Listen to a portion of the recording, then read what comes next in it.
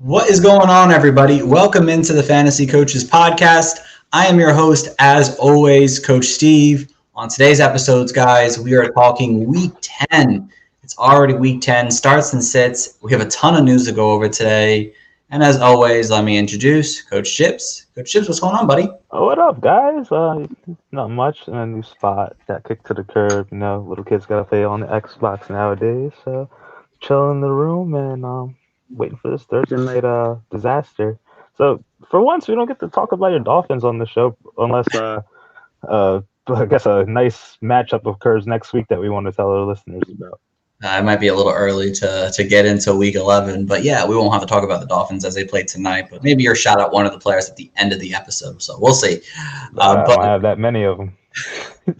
There's really not a lot, but it is what it is. It is Thursday, guys. It's Veterans Day, so shout out to all the vets out there. Everything that they do for this country and everything like that, we do appreciate it. But we have a lot of news to talk about today, guys. And I'm going to run through the stuff that we're not going to really talk much about, but hopefully it gets solved at some point. Earlier this week, basically right after I think we podcast, Nick Chubb and Demetrius Felton both tested positive for COVID.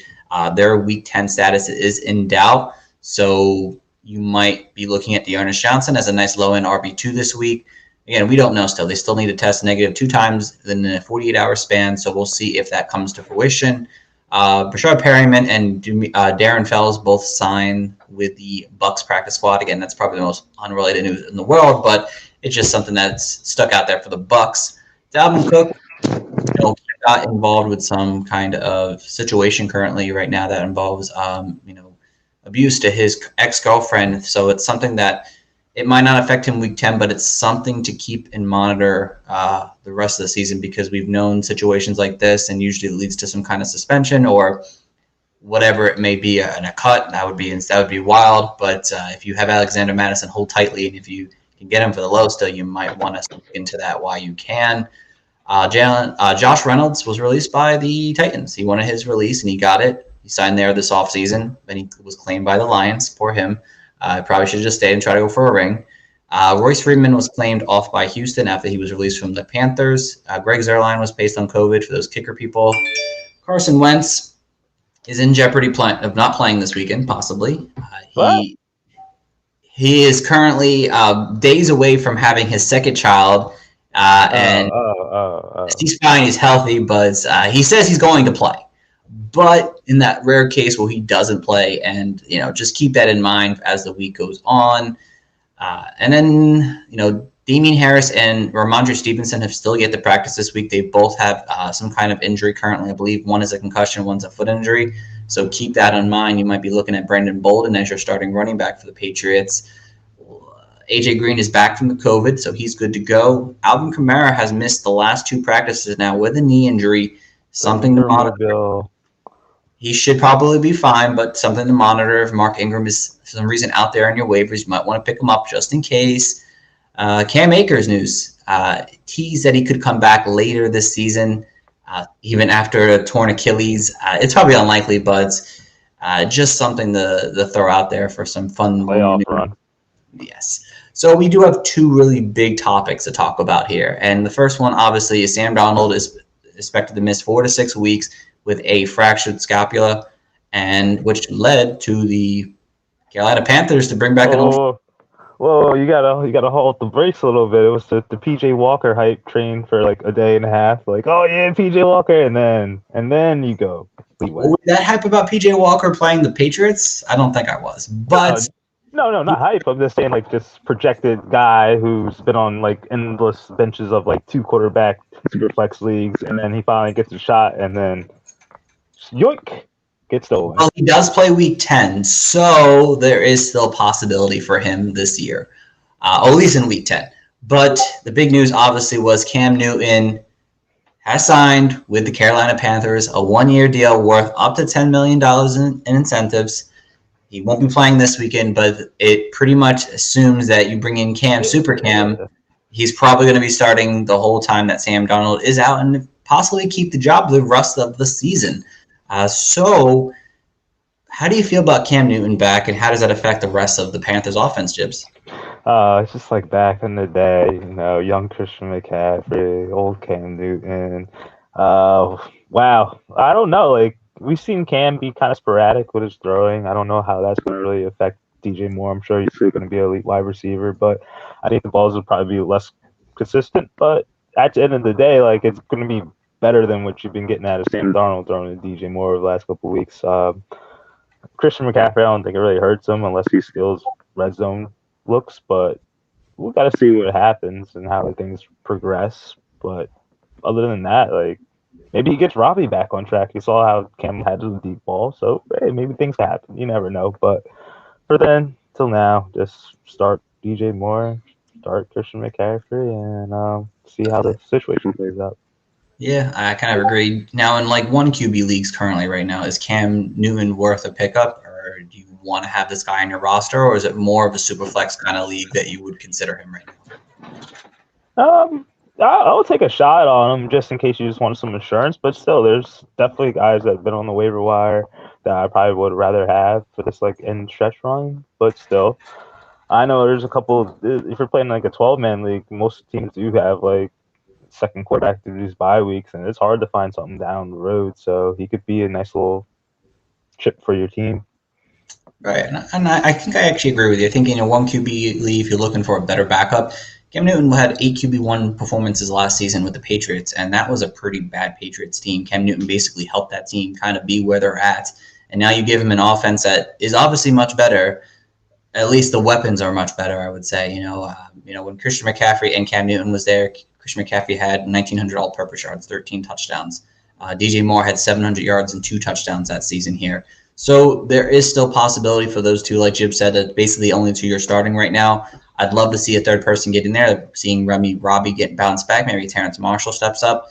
It could be interesting with the tight ends, a guy like Tommy Trumbull, who could end up stepping up. His name kind of gets sparked a lot in deep leagues in terms of tight ends. But we know Cam has been known to throw to the tight ends in his career, not last year, but in prior years with the Panthers. So that could be very interesting. It's definitely not worse than what Sam Darnold's currently giving us the last month now, and it could be better. So it's intriguing. It's fun. It's going to be bringing back 2017 memories. Let's see how it goes. He won't be starting this week, so don't go rushing up to pick him up for this weekend, but it would be funny if he did because he'd be playing the Patriots. But yeah, he likely will probably start week 11, and I'd be surprised if he didn't. So if you can go get him because he has upside to his game, especially with his rushing ability. So, all right, and over to basically the biggest news of the probably day. I feel bad for Cam Newton because that was going to be big news all day, Cam Newton. But as you guys know, Odell Beckham, has been a free agent the last 2 days now. 3 days, I guess now. And I believe it's 100%. I think it's 99% sure it's down already. I think there might be maybe one situation where it's not, but reports are that Cam Newton, Odell Beckham has signed with the Los Angeles Rams on a 1-year deal. Again, I believe it's about 99% done, but again, maybe something happens. How do you feel about Odell Beckham with that Rams stout offense? This embarrassment of riches, to be quite honest, everywhere, offensively, defensively. For me, I don't think it's going to really ding Kupp. I think Kupp's just still going to be that elite wide receiver. Honestly, I think Robert Woods is probably going to take most of that hit if he becomes a productive receiver. But there's a lot of mouths to feed. Maybe Tyler Higbee becomes irrelevant, but we've seen there's times in offense where there could be 3 useful fantasy receivers, and that could be the case. But I'm just kind of worried about Woods and Odell. Hey, welcome to the squad. You got an elite quarterback to throw to you, and we'll see how they're going to be used in there. Yeah, no, it's definitely going to be interesting. I think you're right, Jibs. Cooper Kupp kind of stays safe. He's in that slot role. I don't see his targets really going down. He's averaging 11 targets a game. At worst, he goes down maybe 1 or 2 targets. That's still 9 targets per game. I think his role is safe because he plays most of his snaps out of the slot. So I think he's fine. Odell Beckham is not playing a slot. Bob Woods does get into the slot at times here. He could probably see that target share of his go down. I believe he averages 7 targets a game. It could go down to 5. There could be games where he doesn't see the targets, and maybe Odell does. Do we know that Odell has something left in him? We really don't know. I mean, we hope that he does. I mean, there was talks about how Baker just couldn't throw to him at all on the field. Maybe he just needs a better quarterback. And, outside of Woods and Kupp, Tyler Higbee and, Van Jefferson see about 5 targets a game. So one of those two will probably take the biggest hit. Odell Beckham has been known to kind of be able to go downfield and get the ball in the air. Van Jefferson is more of a speedster downfield guy, so that might kind of change how the offense is kind of works there a little bit. Odell might be the one stretching the field a little bit. It might not be with the same kind of speed that they like with Van Jefferson, but this might speak words to Van Jefferson's ability as the third option on the offense right now. And it could honestly hurt Tyler Higbee in the red zone where they use Odell as more of that bigger body guy to kind of go up and get the ball instead of letting a guy like Tyler Higbee do it. I think for the rest of the season, you can kind of assume that Kupp still is a wide receiver 1. Woods is maybe a high-end 3 still. I think Odell could be a 3. And I think at this point, Van Jefferson's a good drop, and Tyler Higbee's probably not a tight end 1 rest of the season. Shouldn't really affect the run game too much because they don't really throw the ball to the running backs as often. So they should be fine on their situation there on the ground. But it's going to be interesting to see if Odell actually really does sign with them moving forward. So it's we live in some weird worlds because apparently the Rams I thought had no money left, Jibs, but apparently they can sign Odell with however much money they want. So yeah, they play like the NBA, man. Trade the picks, veteran minimum. Let's get it. Yeah, we'll see. Well, the news hasn't officially broke, but it's basically there. So, all right. So that is most of the news for this week, guys. That is a lot of things to cover in the 2-day span because we were just podcasting Monday night. It's not often that the NFL is like this, but it's a lot of fun. So let's get into the week's starts and sits. Jibs, we'll start with you, my friend. Who's your quarterback sleeper of the week? I'm going to go with Matt Ryan. I know he's been lackluster for moments of the year. He's kind of turned it up over the last month or so. And I'm okay because a lot of the streaming quarterbacks this week are pretty poop. And I think Matt Ryan could perform what he did last week, have a multi-touchdown performance, and probably get around 20 fantasy points against this Cowboys defense, who's been up and down. We saw abomination last week defensively from that squad. And I think Matt Ryan could go in there and kind of solidify that Falcons role in the NFC playoff race, wildcard race. So I like Matt Ryan this week. All right. I like that option there a lot. Definitely, he's been performing a little bit better as of late, even though maybe some of his star players haven't really performed to that standard. He's been playing pretty decent. So yeah, he showed me a lot. I think that Saints game, he performed there, and they're a pretty good defense against opposing fantasy quarterbacks. And Dallas, on the other hand, is much lighter. So take your pick. I like that. I agree with you for sure. I'm definitely starting Matt Ryan if I can this week. So my quarterback sleeper this week, guys, is Trevor Lawrence. Trevor Lawrence really hasn't really impressed us most of the season here. He's been kind of average at best, and maybe you might use the word decent at best. But he does play the Indianapolis Colts this week. They do allow the 4th most fantasy points to quarterbacks this week. This year, they've allowed the most touchdown passes to quarterbacks, so 23 on the season through 9 weeks. It's about 2 a game or so. Each and every single week. You saw Josh Johnson last week just put a show up against them basically in the passing game, even though it's a lot of garbage time. But Trevor Lawrence, I think he can see similar game where maybe it's not the first half, but he ends up turning up in the second half and ends up having a really good second half of the game and ends up somehow with 300 yards and 3 touchdowns still. So for me, I think if you're looking for a sleeper option, again, there's a lot of reasons not to start your studs at quarterback because not a lot of studs on bye, but a guy like Trevor Lawrence might be able to help you out if you're in a pinch this week, if you're looking for an upside play at quarterback than more than a floor play. So he's my quarterback choice as a sleeper. And we go over to the quarterback bust now, Jibs, or someone you might want to lower your expectation on. Who is that quarterback for you this week? Oh, it's Aaron Rodgers. And I'm, first of all, worried about the matchup against the Seattle football defense because I've been clowning them over this last year and a half. You have been too because they can't really get it together. But they've been pretty good against quarterbacks over this last month. Like Matt Stafford only had 17 fantasy points, and it just kind of went downhill since then. Been Roethlisberger 10, Jameis Winston 17, and Trevor Lawrence actually had 13 the week before their bye. So I think Aaron Rodgers coming back from COVID, maybe he's a little lackluster. He has to get up to his sea legs back, and I think he could be a little drawn into this defense and have a rough day in the offense. So I'm lowering my expectations for Rodgers this week because Seattle has shown me something over the last couple of weeks, and I think Pete Carroll's gotten that defense together. Right. And you have to expect that maybe does COVID do something to him? Does that kind of change his performance in this game here? You don't really know the effects of COVID to that standard to sport players as of really, so that could end up having some kind of impact on the game as well for him as well. So I like that pick there, Jibs. Hopefully Aaron Rodgers doesn't do that, but it's definitely a big possibility. So for me, guys, I went with Derek Carr. Derek Carr has been, Derek Carr has been solid for most of the season here. His kryptonite usually in his career has been Kansas City Chiefs, and he's averaged about 230 yards, a touchdown, and a pick per game over 14 games of his entire career against the Kansas City Chiefs. I'd probably even consider even a more situation if they were in Kansas City, but they are in Vegas. But in the same situation, yeah, it looks good on paper because the Kansas City Chiefs have been so bad on defense this year. But there's something about Kansas City that kind of ruffles, Derek Carr's feathers this season here.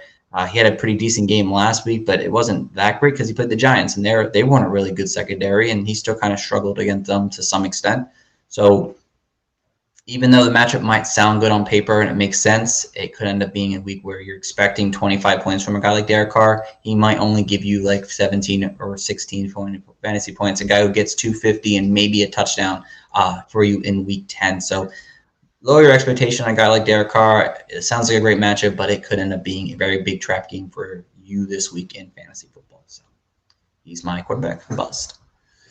And we're not going to really talk about too many quarterbacks because most of the quarterbacks that you're playing this week are your studs, so we're not going to go into too much with them, guys. But we'll head over to the running backs now. Jibs, who's your RB sleeper this week? I like J.D. McKissic a lot this week. Going against the Tampa Bay Buccaneers, the Washington football team, just in my opinion, are going to get smoked. And we've seen the Washington football team play a lot of garbage time this year. And we also seen Antonio Gibson's usage go down as over the last month or so. It could be dealt with that shin injury. I know like the football team said he's over it, but still we have seen more and more McKissic over this last month. But I think for the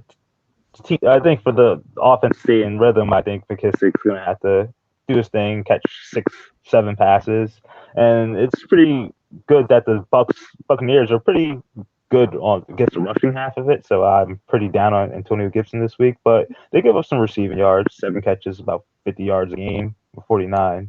But I think that's where McKissic could come in, and I like him as a flex play. All right, I like that. He has seen at least 6 targets in the last 3 games he has played in. He had 2 of those games. He was 8 and 10. So he's being targeted a lot in the passing game now. And in a game where to be behind, you're going to need that option there with McKissic. So love that, Jibs. Young Alex Smith. Yes, young Alex Smith, unfortunate. But over to mine now. And I went with a guy who I used to be a big fan of, in Devin Singletary. They played the New York Jets this week. And New York Jets are one of the worst teams against running backs this entire season here.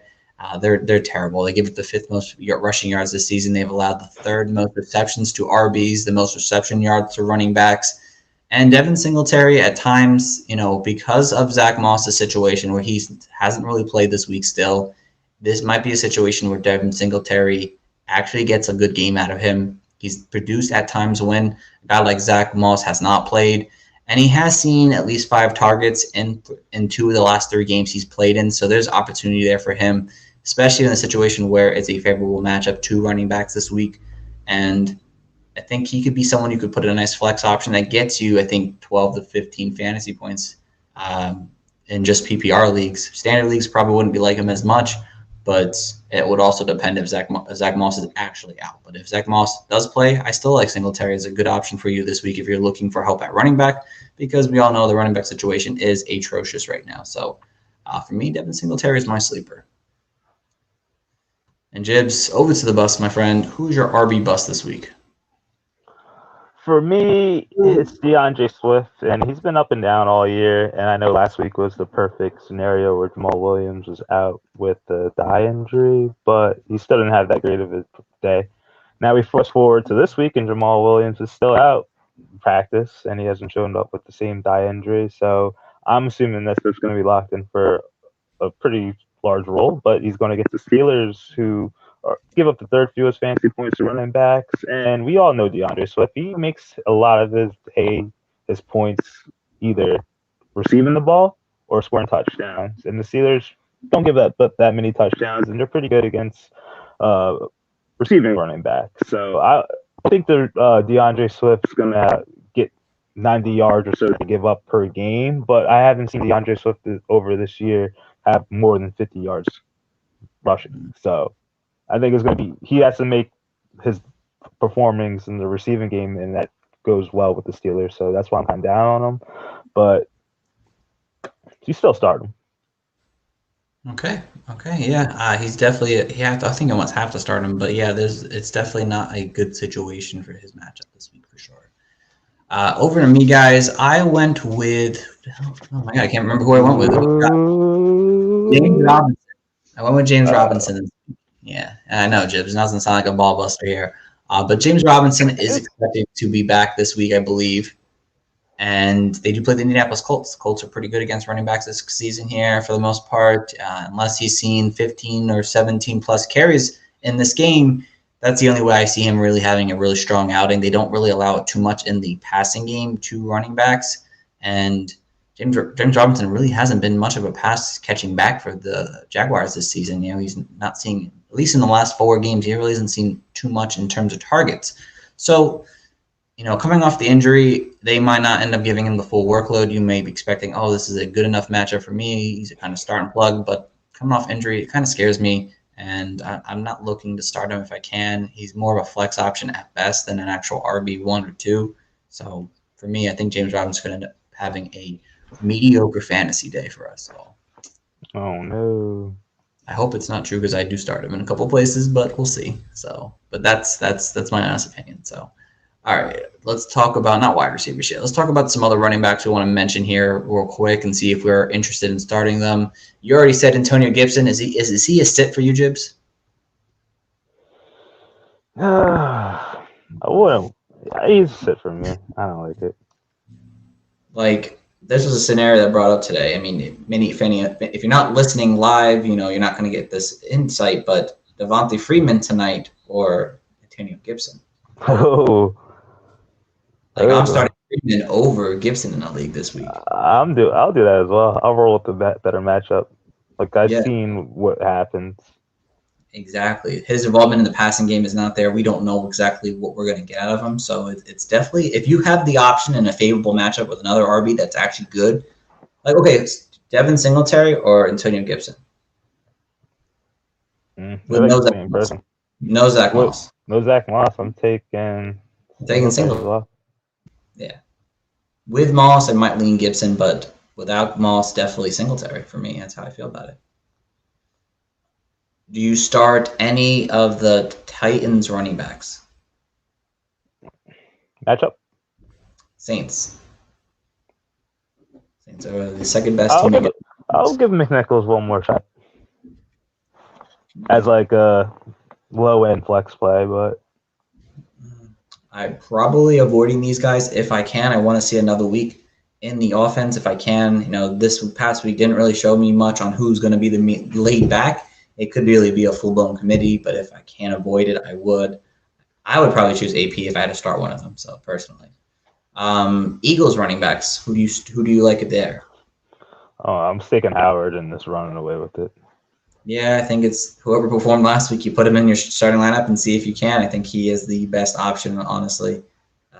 Denver's decent against the run, so it might not be the best matchup, but Gainwell had 2 carries and one was a red zone touchdown. Scott did not perform that well, and Howard has performed the best over the last 2 weeks. So I think he's definitely the guy you're looking at for sure. Let's see here. Do you start Mike Davis this week? Hell no. No, same here. No Mike Davis.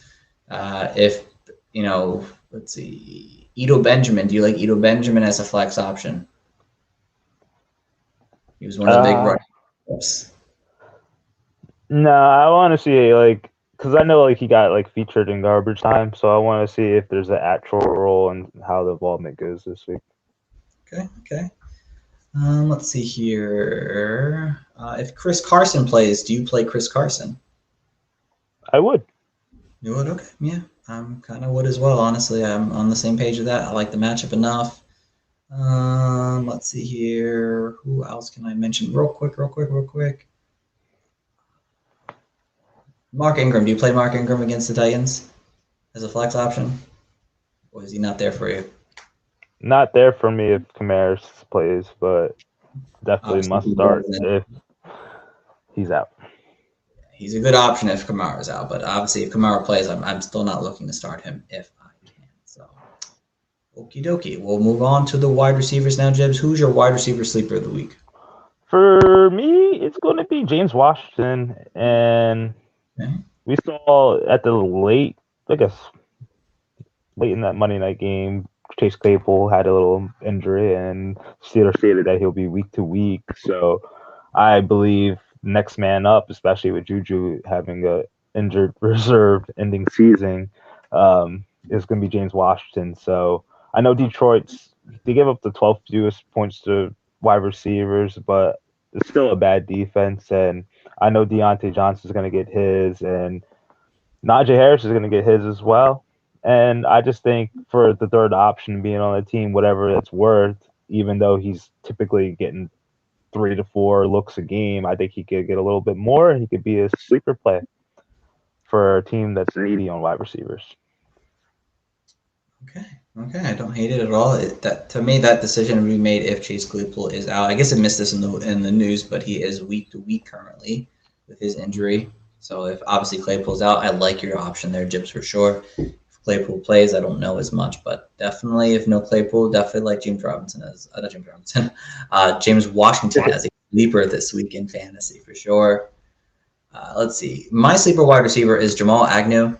I mentioned the Jaguars before. Jamal Agnew has led the team in targets the last 4 weeks now of the season. He has 31 targets compared to Dan Arnold's 30, to Marvin Jones' 26, to Laviska Shenault's 21. He is leading the team. He seems to be the most comfortable wide receiver that Trevor Lawrence loves to throw to. This is a game where they're going to have to throw the ball this week. And as we saw already, the Colts are bad against running backs. They are below average, and they have been just allowing. You saw the Jaguars. You watched the Jets game last week. You kind of saw what already happens. They allow the 5th most yards. They allow the most touchdowns to wide receivers at 15 this season here. I like Jamal Agnew as a nice flex option for you in fantasy. He's performing. He's seeing the targets. He's seeing opportunity, and the matchup makes sense. For me, he is a good sleeper play for you in fantasy. All right, Jibs, and over to the wide receivers. Who you got? Bust Adam Thielen, and optically, Thielen's been pretty well this season. He's ranked the 15th wide receiver in standard. He's ranked 13th in PPR. He scored 7 touchdowns this year. He scored 3 touchdowns in 3 straight games. And last week he kind of got saved. He really had a dud performance, like 7 targets, 2 catches, and 8 yards on a touchdown. Basically got you 7 to 8 points, which is not really good at any format besides standard scoring. But he's going against the Chargers defense, which is a top defense against a top defense against wide receivers. But Justin Jefferson has been barely involved in the offense over those last 2 weeks. I think there's a serious market correction coming. We've seen Thielen get consistent basis of targets, and Justin Jefferson has been efficient on his catches, but I think he's going to have a game where he kind of explodes, and he's going to be 8-9 instead of like this 4 to 5 range he's been kind of sustaining over the last 2 weeks. So market correction, and this is just a lower expectations. I don't think he's going to bust out, but I think Justin Jefferson's going to emerge in the offense over this couple stretch.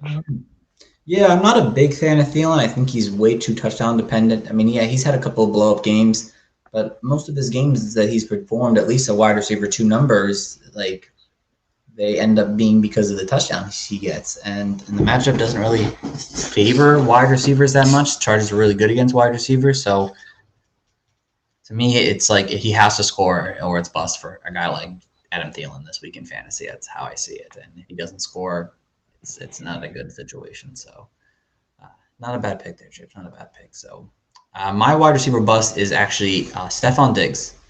He do play the New York Jets, and again, on paper, it sounds like a great matchup, and I get it. But the Jets, again, and it might be because they allow the most rushing yards to running backs.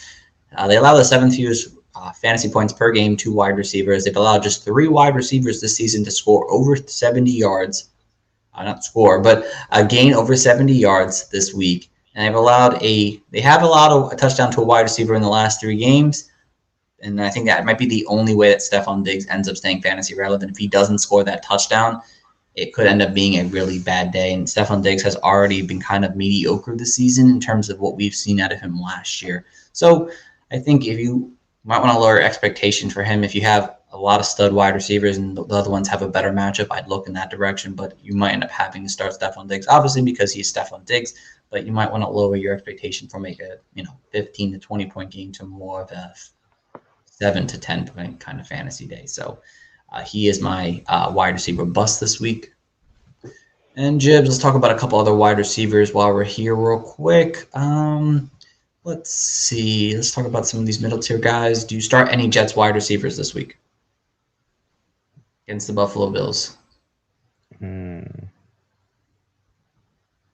don't want to, but I'll give Crowder a shot if I had to. Yeah, I think Crowder would be my safety net of the options. I really don't want to start any of them if I could. That's for sure. It's just the matchup is too tough to play. Do you start Michael Gallup in his possible first game back? Yes, Michael Gallup, I believe, is returning this week in week 10. I wouldn't. No, I want to see how the target shares go, especially with Dalton Schultz kind of stepping up this year. Do you start AJ Green and Christian Kirk this week? Or Rondale Moore?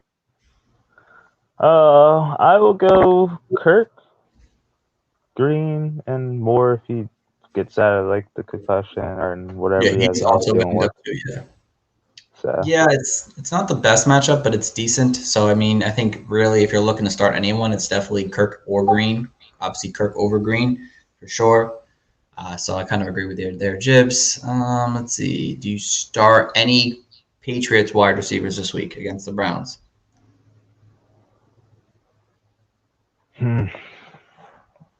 Matchup is okay. I don't want to. Yeah, I can't come to a realization to actually start a Patriots wide receiver right now. There's just no one out there who's producing, seeing big fantasy numbers. Let's see here. Donovan Peoples-Jones. Do you play Donovan Peoples-Jones? Nice game last week. Do you start him after against the Patriots? I am actually so as a fourth wide receiver.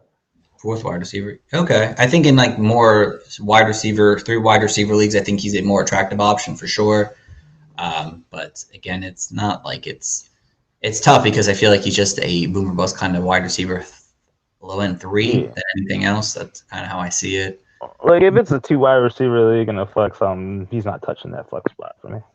Right. I kind of feel the same way about that situation there. But yeah. Let's see. Is there anyone else I could mention real quick here? I don't want to go too far down this list here. You know what? We're going to leave it there at that. Another good wide receiver sleeper could be Tyler Johnson. Just want to throw that out there.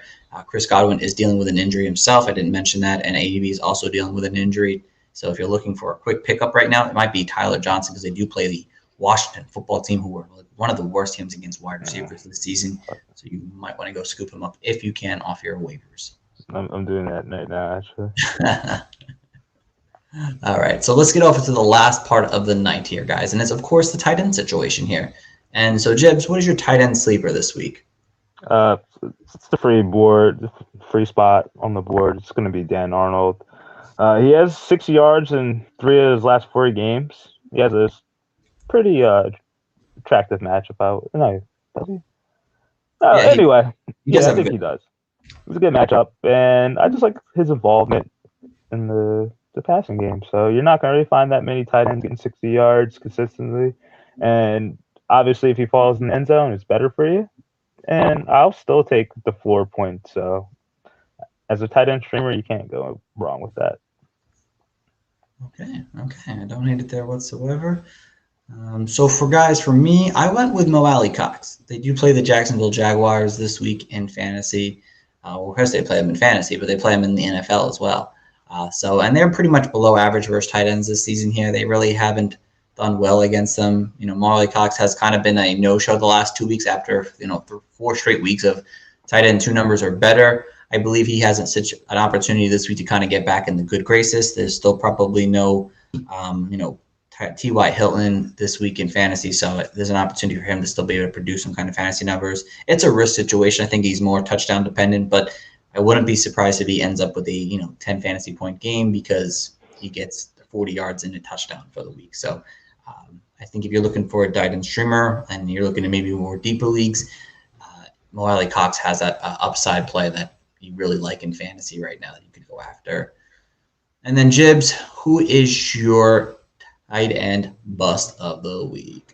My tight end bust of the week is Dallas Goedert. He's going against the Denver Broncos, who haven't given up a touchdown to a tight end so far this year, and they have been pretty stout. Like, they're not the best against them, but they just shut them down. Like, Mark Andrews had nine fantasy points, 9 half PPR fantasy points, and that was pretty much the best all year. Dallas Goedert, yes, he's pretty much the only Eagles offensive weapon in the receiving game. We did see Devonta Smith have a little bit of life last week, but it could be two things. Like, maybe defenses are trying to take him away, and that's why Smith pretty much is kind of coming out over the last week, or I just believe you also don't want to rely on Jalen Hurts and going against this opposing defense as well. So it's just too many things that's negative around the situation for me to want to start him. Okay, yeah, I'm kind of on the same page there with you. I like that pick a lot. And then for my final pick of the night, guys, here, I went with Zach Ertz. And the Eagles special. I know the Eagles special. I just after that big week one, he really hasn't performed the standard in fantasy. It was nice to get him that touchdown, but he obviously hasn't stayed on track. Carolina is pretty good against tight ends. They've only allowed 3 tight ends to gain over 40 yards this season in the receiving game. And we don't know if Kyler Murray is playing or not this week, and you don't know if DeAndre Hopkins is. I feel like with all the weapons, even being out last week, he wasn't even able to perform at a high standard. And I'm pretty sure Colt McCoy threw the ball at least 30 times last week, and he didn't see much opportunity there. So for me, I think if you're looking for a tight end and you thought, oh, Zach Ertz could be my tight end for this week to get me through, I think he just might disappoint you and end up with a pretty bad in terms of the low end tight end too, which is pretty much bad in terms of the tight end positions this week. So for me, I think Zach Ertz would be a guy you might want to avoid if you can in fantasy. So that is going to end our starts and sits episode, guys. Let me just look at the tight ends real quick to see if there's someone you might want to controversy. You start Pat Freiermuth, right? Yep. Yeah, you start Pat Freiermuth. Do you start Hunter Henry? Nope. You start Tyler Higbee? Definitely not. Definitely not. Tyler Conklin? I like Tyler Conklin this week. I like his matchup, but he has to show me something. Okay. If Logan Thomas is back, which it might not be, do you start Logan Thomas? No. Okay, and Ricky Seals-Jones would fill in for him if he's out. Do you start him then? Against the Bucks? Yeah, I think I'll go Pat, then my boy Conklin, then I'll look into Ricky Seals. Yeah, he's like a Sunday pickup if you don't really like what you have at tight end. I think he could end up if he's performed when Logan Thomas has kind of been out, so he could easily give you a streaming option. See, both me and Jibs are exhausted, so but yeah, he could provide you with some kind of decent outing if you're looking for. I'd start Ricky Seals-Jones if Logan Thomas is out over Zach Ertz. That's how I kind of feel about Ricky Seals-Jones this week. So I like that. Definitely a sleeper option for you in fantasy. And that is going to actually wrap us up for real now, guys. We thank you so much for tuning in tonight to our to our Week 10 Starts and Sit episode. Hopefully the news portion that we gave you kind of helps you out long-term with your fantasy advice for the rest of the season in terms of Odell Beckham and Cam Newton joining new teams. And hopefully some of these sleepers and busts kind of help you out win your fantasy week. As always, please go follow us on Twitter at Coaches Fantasy. We'll be there on Sunday this week. If you want to ask any fantasy questions, you have start and sit questions, please reach out to us. More than happy to help you out with making decisions for you this week. If you want to reach out to me or Coach Jibbs, you can do so on Twitter at Coach Stephen P. Take Concho. Take Concho. Thank you guys for listening. We'll be back next week for our Week 11 waiver wire show. Until then, guys, have a good one. Establish the run. Let's go, gas.